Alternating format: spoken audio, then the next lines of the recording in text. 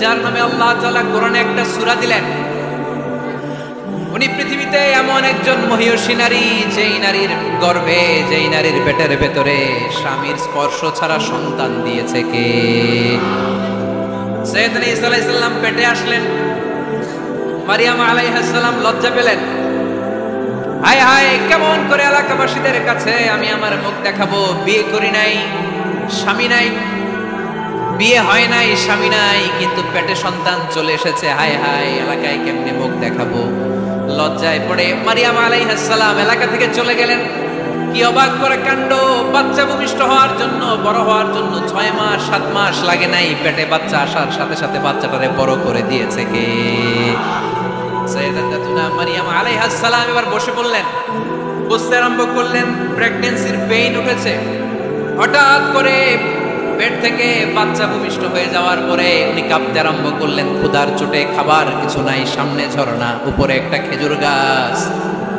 সাইয়েদনা ঈসা আলাইহিস সালামকে কোলে নিয়ে মারিয়াম আলাইহিস সালাম মনে মনে ভাবে, হায় রে, কেউ যদি একটু খেজুর বেড়ে দিত, এই ক্ষুধার মুহূর্তে আমি খেজুর খেয়ে পেটের ক্ষুধা নিবারণ করতাম। রব্বুল আলামিন মারিয়ামকে উদ্দেশ্য করে আয়াত নাযিল করে দিলেন, ওয়া হুজ্জি ইলাইকি বিজিযইন নাখলাতি তুসাকিত আলাইকি রুতাবান জানিয়া। কোরআন সাক্ষী, হুজ্জি ইলাইকি বিজিযইন নাখলা, এর মানে হচ্ছে মারিয়াম, কেউ পেড়ে দিবে না, একটু কষ্ট করে হাতটা উঁচু করে খেজুরের ডালা ধরে ঝাঁকুনি মারো, টসটসে কাঁচা পাকা খেজুর নিচের দিকে পড়বে, তারপর তুমি তুলে খাবে। সুবহানাল্লাহ পড়েন। আল্লাহ চাইলে অটোমেটিক্যালি কারামাত হিসেবে খেজুরগুলো নিচে ফেলতে পারতেন না? কথা কন, খেজুরগুলো অটোমেটিক্যালি নিচের দিকে পড়ছে? পড়ে নেই। আল্লাহ শিক্ষা দিয়েছে, যেই পরিস্থিতিতে থাকো না কেন, তোমাকে শ্রম ব্যয় করে, কষ্ট করে তোমার উপার্জন করতে হবে, রিজিকের বন্দোবস্ত করতে হবে। চিল্লায় বলেন ঠিক কিনা? ইসলাম আমাদেরকে এটাই শিখিয়েছে, কাজে লজ্জা নাই। আবার বিষ্ণু বললেন, ইন খামাতিস সাআ ওয়া ফি ইয়াদি আহাদিকুম ফাসিলাতুন, তোমাদের কারো হাতে যদি একটা চারা বীজ থাকে, সে যদি দেখে কিয়ামত হতে শুরু করেছে, ফাইন ইসতাতাআ আন ইয়াগরিসাহা ক্বাবলা আন তাকুমাস সাআ ফালইয়াগরিসহা, কারো হাতে একটা চারা বীজ নিয়ত করেছে, চারা বীজটা রোপণ করবে, ইন দ্য মিন টাইম দেখলো কিয়ামত হতে শুরু করেছে, বিশ্বনবী বললেন, যদি তোমার সুযোগ থাকে কিয়ামত হওয়ার আগে চারা বীজটা রোপণ করে দাও। কথা বুঝতে পেরেছেন? আপনার হাতে একটা চারা বীজ, আপনি প্ল্যান করেছেন এই চারা বীজটা রোপণ করবেন, ইন দ্য মিন টাইম দেখলেন কি হওয়া শুরু হয়েছে? ইদা জুলজিলাতিল আরদু জিলজালাহা, দ্য বিগেস্ট আর্থকোয়েক, ভূমিকম্প শুরু হয়েছে, কিয়ামত হয়ে যাবে। বিশ্বনবী বললেন, কিয়ামত হইতেছে ওদিকে, আর তোমার হাতে যদি চারা বীজ থাকে, দেরি করো না, কিয়ামত তোমার কাছ পর্যন্ত আসার আগে সুযোগ পেলে চারা বীজটা রোপণ করে দাও। ইসলাম শিখিয়েছে শেষ নিঃশ্বাস পর্যন্ত তোমাকে লড়ে যেতে হবে। এই পৃথিবীতে কেউ কাউকে জায়গা করে দেয় না, জায়গা করে নিতে হবে। এই পৃথিবীটা, the life is not a bed of roses, এটা ফুল বিছানো কোনো ফুল সজ্জা নয়, এটা কণ্টকাকীর্ণ। কেউ আপনার স্পেস করে দিবে না, কেউ আপনাকে সুযোগ করে দিবে না, কেউ আপনার জায়গা করে দিবে না, বরং আপনি জায়গা করে নিলে টাইনা নিচে নামা। কথা বলেন। এজন্য কখনো অলসতাকে স্থান দেয়া যাবে। রাসূল বাত্তালি, দুকানু শয়তান, অলস মস্তিষ্ক শয়তানের আড্ডা। অলস যদি কেউ থাকে, এটারে টেনে বেঁধে কাজে নামাবে, পারা যাবে? আলহামদুলিল্লাহ, লক্ষ্মীপুরের অলস ছেলে পেলে নাই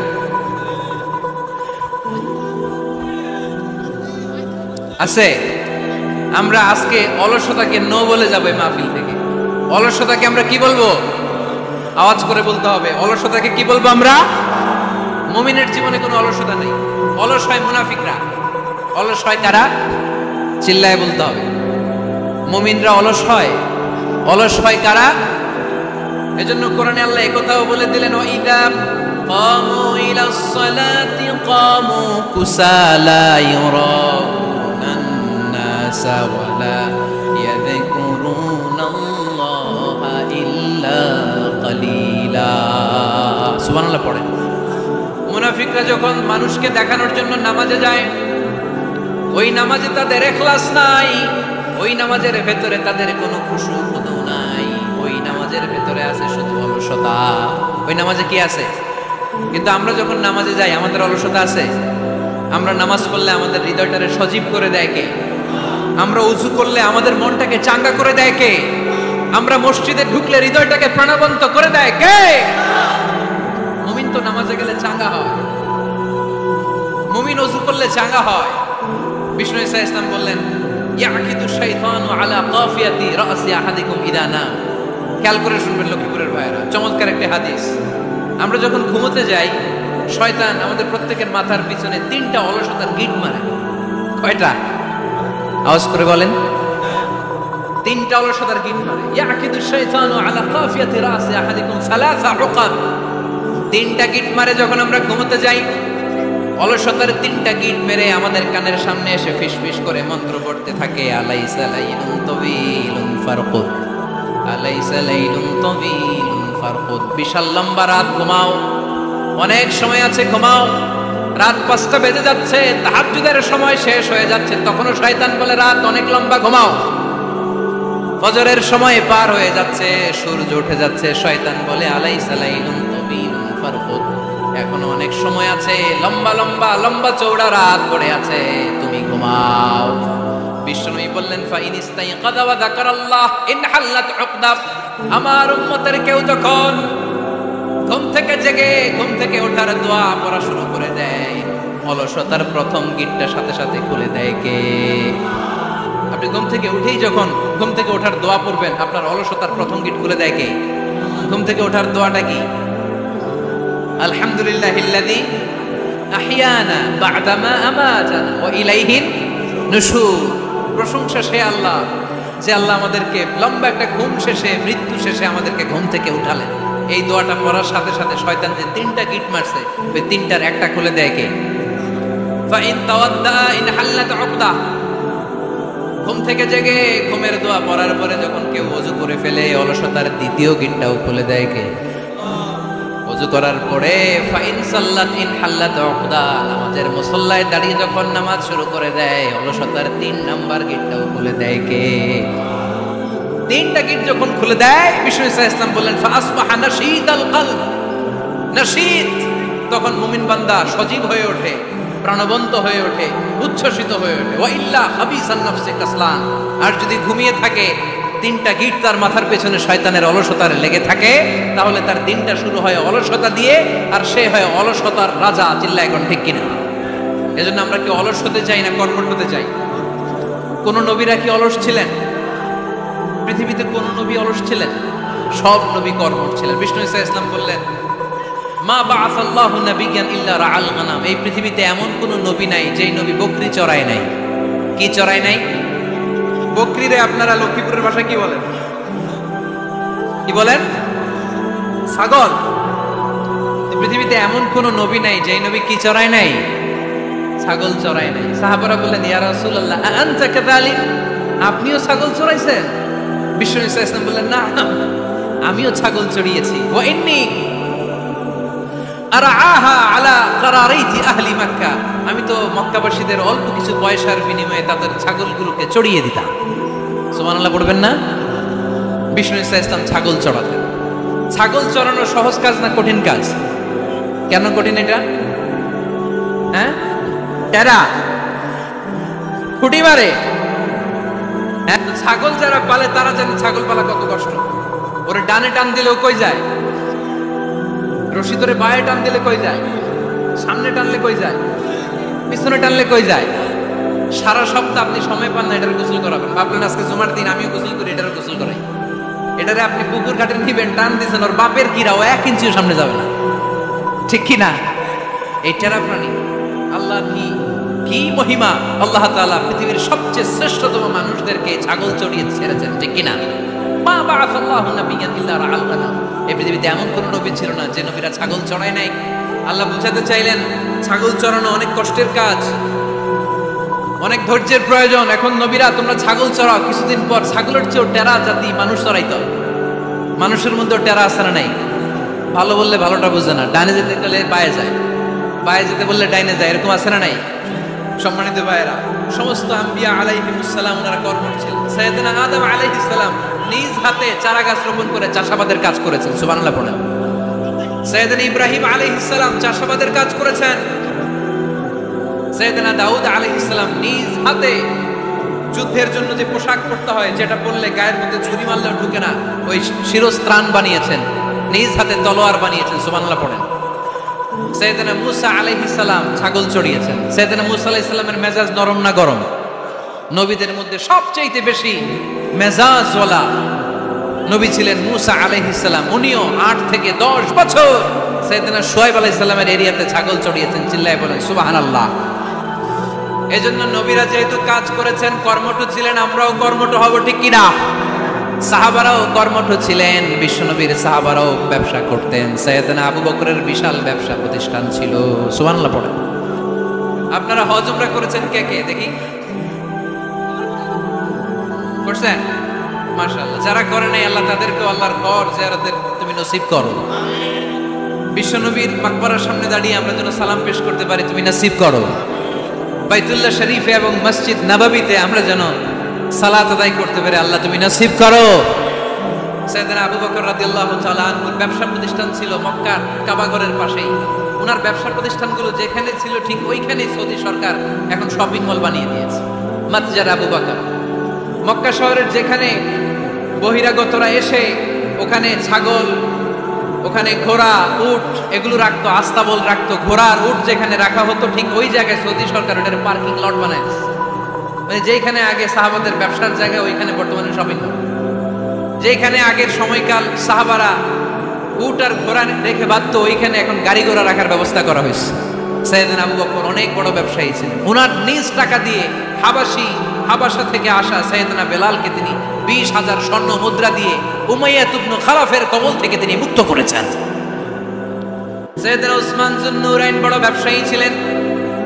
নিজের টাকা দিয়ে মদিনার মুসলমানেরা পানি খেতে পারে না, পীরে রুমা নামে একটা কুয়া ছিল, এই কুয়ার মালিক ছিল ইহুদি। মুসলমানেরা পানি খেতে গেলে এসে বকা দিত, পানি খেতে দিত না।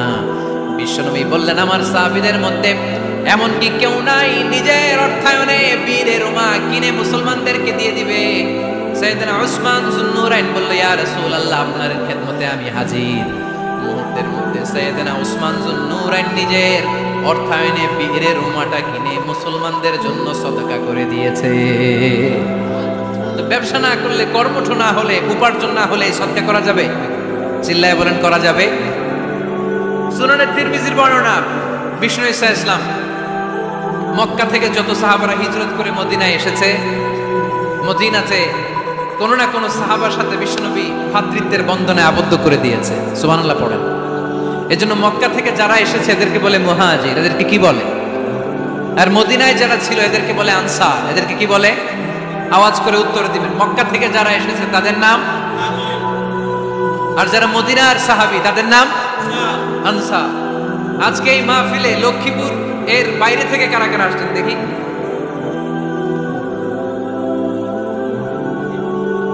মাশাআল্লাহ, মাশাআল্লাহ, অনেক আসছে।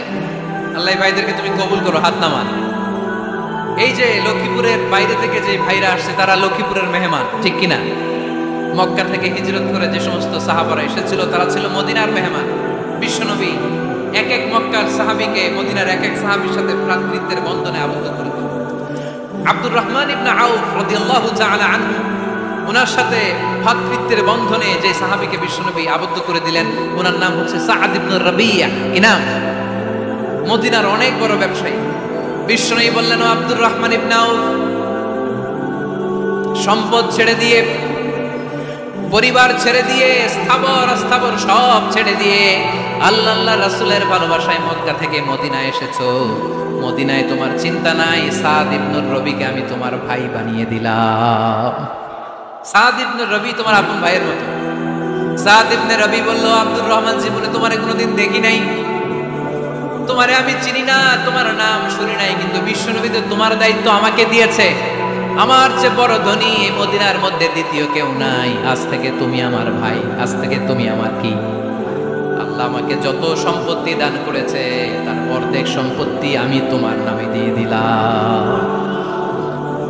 ও আব্দুর রহমান ইবনে আউফ, শুধু তাই নয়, রব্বুল আলামিন আমাকে 2 জন স্ত্রী দিয়েছে। কয়জন? তুমি দেখো আমার কোন স্ত্রীকে তোমার বেশি ভালো লাগে, যার নাম তুমি বলবে সাথে সাথে আমি তারে তালাক দিয়ে দিব। তার ইদ্যত পালন শেষে তুমি তাকে বিয়ে করে তোমার সাথে নিয়ে যাবা। সুবহানাল্লাহ। কারণ বিশ্বনবী তোমার দায়িত্ব আমার কাছে দিয়েছে, তুমি আমার ভাই, আমি মদিনার সবচেয়ে বড় ধনী, আমার অর্ধেক সম্পদ আমি তোমারে দিয়ে দিব, আমার দুই স্ত্রীর এক স্ত্রীকে তোমারে দিয়ে দিব। সাইয়েদনা আব্দুর রহমান ইবনে আউফ এই কথা শুনে অবাক হলেন। অবাক হয়ে উনিও এক অবাক কথা বললেন। উনি বললেন, লা হাজাতা লি ফি ইয়া আখি, ও আমার প্রাণের ভাই, তোমার কথা শুনে আমার হৃদয়টা ভরে গিয়েছে, কিন্তু তোমার সম্পদেরও দরকার আমার নাই, তোমার স্ত্রীরও দরকার আমার নাই। বারাকাল্লাহু ফি মালিক ওয়া লি আহলিক, আল্লাহ তোমার মালেও বরকত দেখ, তোমার সম্পদেও বরকত দেখ, তুমি শুধু একটু কষ্ট করবা। কি কষ্ট? দুল্লানি আলা সুক, show me the way to the market. তুমি মদিনায় কোনো মার্কেট আছে কিনা, শপিং মল আছে কিনা, ব্যবসা প্রতিষ্ঠান আছে কিনা আমারে দেখায় দাও। সুবহানাল্লাহ পড়ে। আমরা হইলে কি করতাম? লক্ষ্মীপুরে যারা আসছে এদের একজনকে যদি বলা হয়, ভাই আপনি এখন থেকে লক্ষ্মীপুরের ভাই, আমার অর্ধেক সম্পদ আপনারে দিয়ে দেব, কি করবে? পায়ের উপর পা তুলে খাবে আর বলবে কি আনন্দ আকাশে বাতাসে, ঠিক কিনা? এরপর যদি বলি, ভাই আমার দুই বউ যেটারে সুন্দর লাগে বলেন তালাক দিয়ে দেই, নিয়ে যান, কি বলবে? কি আনন্দ আকাশে বাতাস। আল্লাহ রাসূলের সাহাবী আব্দুর রহমান ইবনে আউফ বললেন, লা হাজাতা লি ফি, আমার দরকার নেই, দুল্লানি আলা সুক, just show me the way to market, এখানে মার্কেট কই আছে দেখায় দাও। অবাক হয়ে গেলেন সাদ বিন রবিব, বললেন, ও আব্দুর রহমান ইবনে আউফ, ঠিক আছে তুমি যদি নিতে না চাও তোমারে আমি জোর জবরদস্তি করব না, শুনে রাখো মদিনাতে ইহুদিদের কয়নুকার একটা বাজার আছে। এই কথা বলার সাথে সাথে আব্দুর রহমান ইবনে আউফ চলে গেলেন। এর পরের দিন অল্প কিছু পনির আর ঘি দিয়ে ব্যবসা শুরু করলেন। পনির আর ঘিয়ের ব্যবসা করতে করতে করতে করতে ব্যবসায় তিনি এত লাভ করলেন, উনি বললেন, আমি যদি কখনো মদিনার বালুর মধ্যে হাত দিতাম ওই বালুটারও সোনা বানায় দিত কে? দুল্লানি আলা সুক, লক্ষ্মীপুরের কর্মঠ যুবক ভাইয়েরা, এই আব্দুর রহমান ইবনে আউফ আমাদের প্রেরণা। উনি অন্যের ঘাড়ে পাড়া দিয়ে খেতে চায় নাই, আরেকজনের উপর ডিপেন্ডেন্ট বা নির্ভরশীল হতে চায় নাই। তিনি স্বাবলম্বী হওয়ার শিক্ষা, লেসন কিয়ামত পর্যন্ত গোটা বিশ্বের যুবকদের জন্য রেখে গিয়েছে। চিল্লায় বলো ঠিক কিনা? দুল্লানি আলা সুক, show me the way to market. Market কোথায় দেখাও। পনির আর ঘি নিয়ে ব্যবসা করতে করতে কয়েক মাসের ব্যবধানে ইতিহাস সাক্ষী সাইয়েদনা আব্দুর রহমান ইবনে আউফ মদিনার বিশাল বড় বিজনেস ম্যাগনেটে পরিণত হয়ে গেলেন। চিল্লায় পড়েন আল্লাহু আকবার। এজন্য ব্যবসার ভিতরে বরকত ঢুকিয়ে দিয়েছে কে? বিশ্বনবী বললেন, আত-তাজিরা সাদুকাল আমিন মা'আন নাবিয়্যিন ওয়াস সিদ্দীকিন ওয়াশ শুহাদা'i ওয়াস সালিহিন। আমানতদার ব্যবসায়ী তারা সাধারণ কোনো মানুষ নয়, কিয়ামতের দিন নবীদের সাথে হাসর হয়ে যাবে। আপনারা যারা ব্যবসা করেন, এটা সাধারণ বিষয় নয়। বিষ্ণু ইসলাম নিজেও ব্যবসায়ী ছিলেন। ওনার জীবনের প্রথমে তিনি খাদিজা রাদিয়াল্লাহু তাআলা আনহার ব্যবসার স্টাফ হয়ে কাজ শুরু করেছেন, এরপর নিজে ব্যবসা শুরু করেছেন। এরপরে খাদিজাতুল কুবরা রাদিয়াল্লাহু তাআলা আনহা সব সম্পত্তি বিয়ের পরে বিশ্বনবীর পায়ের সামনে ঢেলে দিয়েছেন।